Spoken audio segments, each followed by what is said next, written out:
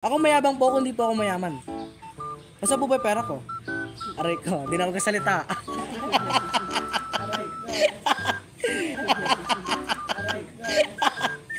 Ay, ito po pala yung pera ko. Buti nasa akin. Bang? Buti nasa akin na yung pera ko. Hawakan mo na. Nabaan ko na rin. Ang dakiramdam. Sarap po eh. Pakita mo yung... Pero ang kukunin ko na lang po is yung kita. Malaki-laki din pala yun. Ganyan talaga kapag laking Divisoria, guys. Wag kayong magtitiwala sa mga batang laking Divisoria. Lalo na sa mga batang nandun na namamalimos. Ako na nagsasabi sa inyo, pag laki niyan, tuso yan. Susuwagin lang kayo. Yun ang pagkakamali ni Sir Tekram. Bakit niya kinuha ang batang to sa Divisoria? Kasi ba, wala na sila ibibigay.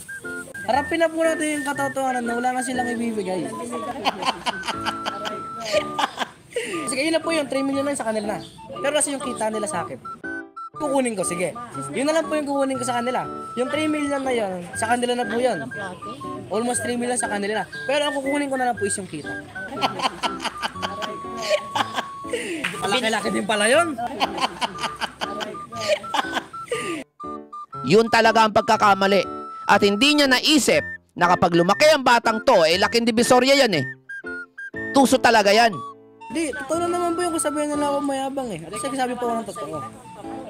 Ako mayabang po ako, hindi po ako mayaman. Basta po ba pera ko? Aray ko, di na ako kasalita.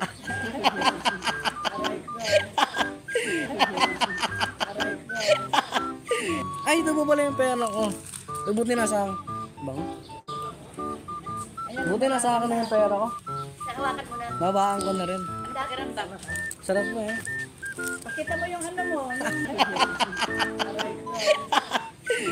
At paniguradong susuwagin ka niyan. At eto na nga, may bagong kasinungalingan na naman na inilabas at ipinost itong Stephen na ninong kuno ng Dave na kargador. Ang sabi niya, yung Papa Bear daw ay napadalhan na daw niya. Ako, napadalhan mo ng pera? Bakit mo naman ako papadalhan ng pera? Kilala mo ba ako? Ikaw nga, hindi kita kilala eh. Nung FLM days? Yung FLM? Bakit? Idol mo sa FLM? Yung scammer? Kaya pala scammer ka. So, sinungaling ka. Dapat, nung pinost mo yan, pinost mo rin yung resibo na sinasabi mo. Wala kang may post kasi nga, walang resibo. Dahil never akong tumanggap ng sponsor galing sa'yo. At hindi ako tumatanggap lalo na sa bakla na katulad mo. Teka nga pala, may barya pa nga pala ako dito na hindi ko na ipapasok sa bangko. Magkano ba kailangan mo, Stephen? Ikaw yung padadalhan ko. Kasi mukhang nananaginip ka na nagpadala ka sa akin eh. Hindi ko kailangan ng pera mo, meron akong pera. At anong sinasabi mo?